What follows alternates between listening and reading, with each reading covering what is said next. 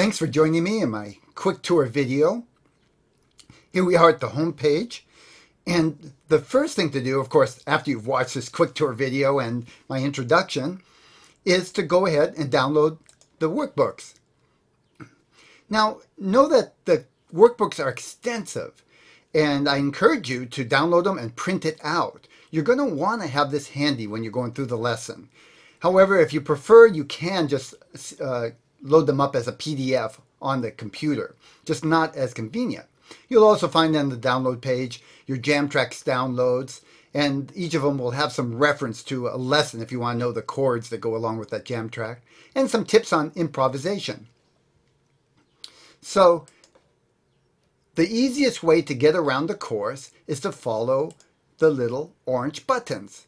So you're here watching the overview, and the next video, which will be the first lesson, is right at the click of an orange button. The best way to go through the course is start with lesson 1 and go lesson 2, 3, and so on. It is progressive. Each of the lessons are based on material that came before, that have prepared you. So it's okay to skip around, especially if you've been playing some of this style for a while. But know that if you find something particularly difficult, probably the thing to do is to go back and watch some of the earlier lessons. Now, there is another way to get around. You can follow these breadcrumbs. If you go to the module breadcrumb, it'll lead you back to the modules in that particular section, in this case, the preparation section. I'm going back to lesson 1. If you want to go back to the whole course, the Rumba Flamenco course, here's all the modules. Now, these are 2 courses, by the way. There is both the Rumba Flamenco course and the Spanish guitar fingerpicking course. Ignore that.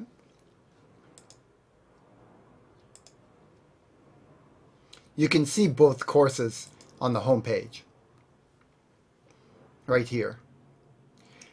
The thing to know about that is they're not connected. In other words, you could start here, start doing this course, and then go ahead and start doing this one at the same time. You don't have to complete one or the other. It's going to be a little confusing if you're trying to actually study both at the same time. They're different types of techniques, but it's doable.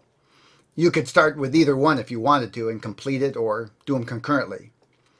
Also, I'll mention here, there's the premium access. If you signed up in the beginning for the premium course, this is where you get this extensive lesson built around a song, Sevilla.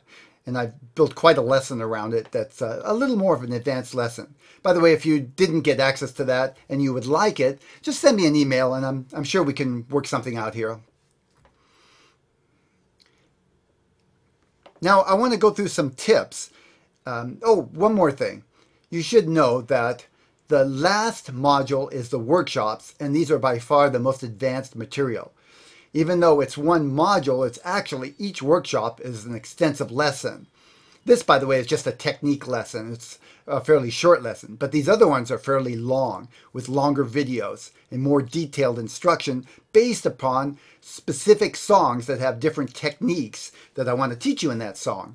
So they're a lot of fun, but if you jump right to here, you might find yourself a little overwhelmed unless you have significant experience in this style of music. They are assuming you've done the earlier lessons and you know how to do a basic rumba strum, some basic scales, and other techniques.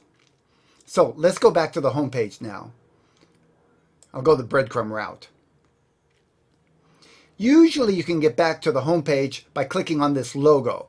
I have to fix a few right now, but it'll be fixed by the time you get this.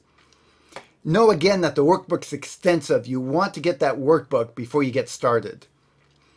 The tracks all have references. When you download the tracks, they all have references to specific lessons, so you can figure out what chords are in that track. They're meant to be able to play a melody or improvise with, but you can practice some. You can use them to practice chords as well. If you do skip around, again, if you find you're in a difficult area, try going backwards in the lessons. And it's better to work on the lessons a little bit every day rather than try to do a bunch one day and then skip many days. This is the kind of thing that tends to build one on the other, and you're likely to forget what you've done if you let several days go by and then come back to it.